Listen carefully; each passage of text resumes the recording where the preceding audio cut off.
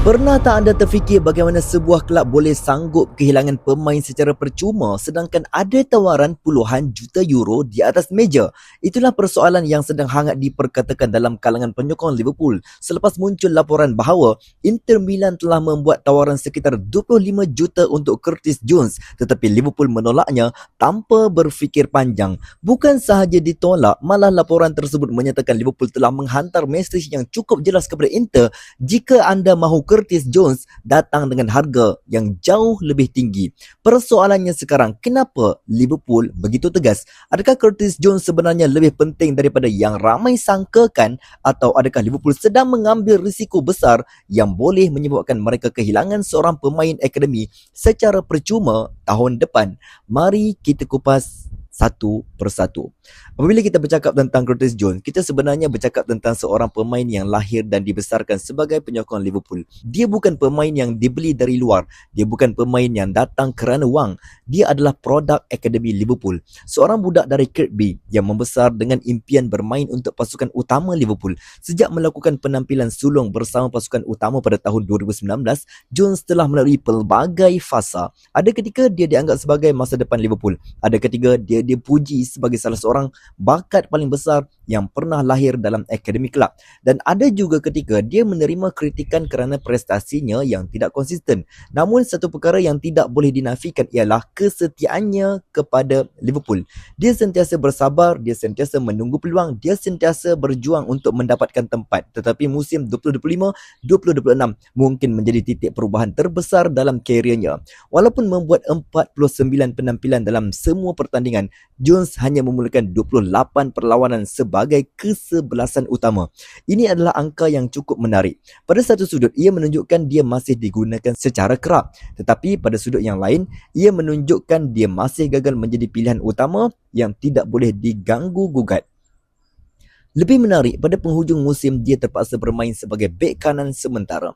Bagi sesetengah pemain itu menunjukkan flexibility, tetapi bagi sesetengah pemain lain, itu boleh dianggap sebagai petanda bahawa mereka tidak lagi mempunyai kedudukan tetap dalam pasukan. Dan di sinilah bermulanya persoalan besar. Adakah Curtis Jones benar-benar mempunyai masa depan jangka panjang di Liverpool? Kemudian muncul Inter Milan, juara Serie A. Itu dilaporkan sangat berminat mendapatkan Jones. Ini sebenarnya bukan kali pertama. Mereka pernah cuba mendapatkannya pada jendela perpindahan Januari lalu. Ketika itu, Inter mencadangkan pinjaman dengan pilihan membeli. Liverpool terus menolak. Kini mereka kembali dengan tawaran sekitar 25 juta dan sekali lagi Liverpool menolak. Apa yang menarik ialah bukan sekadar penolakan, tetapi cara Liverpool menolak tawaran tersebut. Menurut laporan, Liverpool langsung tidak melihat tawaran itu sebagai sesuatu yang serius. Mereka percaya nilai Jones jauh lebih tinggi. Kelab meletakkan harga sekitar 40 juta. Perbezaan hampir 15 juta. Itu bukan jurang kecil, itu jurang yang cukup besar dalam dunia perpindahan bola sepak moden. Tetapi kenapa Liverpool menilai Jones begitu tinggi? Ramai penyokong mungkin bertanya soalan ini. Lagipun dia hanya berbaki setahun kontrak. Secara logiknya, harga pemain yang hampir tamat kontrak biasanya lebih rendah. Namun Liverpool mempunyai hujah mereka sendiri. Mereka melihat perpindahan Conor Gallagher sebagai penanda aras. Gallagher juga pemain England. Gallagher juga pemain tengah. Gallagher juga berpindah dengan nilai sekitar 40 juta walaupun situasi kontraknya tidak begitu ideal. Jadi dari sudut Liverpool, mereka percaya Jones berada dalam kategori nilai yang hampir sama. Tambahan pula, Jones masih berada pada usia 25 tahun. Dia bukan pemain veteran. Dia belum mencapai penghujung karier. Secara teori, dia masih mempunyai beberapa tahun terbaik dalam karier profesionalnya. Tetapi di sinilah perdebatan sebenar bermula. Adakah Curtis Jones benar-benar bernilai 40 juta? Jawapannya bergantung kepada siapa yang anda tanya. Jika anda bertanya kepada penyokong Liverpool yang menghargai kepentingan pemain akademi, mungkin jawapannya ya. Jika anda bertanya kepada penyokong Inter, mungkin mereka akan mengatakan tidak. Namun hakikatnya, dalam pasaran perpindahan moden, harga pemain bukan ditentukan semata-mata oleh statistik. Ia juga ditentukan oleh konteks. Jones ialah pemain homegrown. Jones mempunyai pengalaman Liga Perdana Inggeris. Jones pernah bermain di Liga Juara-Juara. Jones pernah bermain untuk England. dan Jones masih berada pada usia yang ideal. Semua faktor ini meningkatkan nilainya, namun perkara yang paling mengejutkan dalam keseluruhan laporan ini ialah satu kenyataan yang sangat berani daripada Liverpool. Kelab dikatakan lebih rela mengambil risiko kehilangan Jones secara percuma tahun depan daripada menjualnya pada harga murah sekarang. Fikirkan sejenak.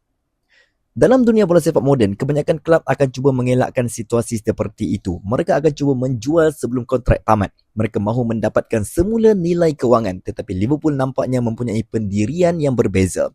Mereka tidak mahu menunjukkan kepada pasaran bahawa mereka mudah dipaksa menjual. Mereka tidak mahu kelab lain datang dan mengambil kesempatan hanya kerana kontrak pemain semakin hampir tamat. Ini adalah soal prinsip, dan prinsip itu mungkin lebih penting daripada 25 juta.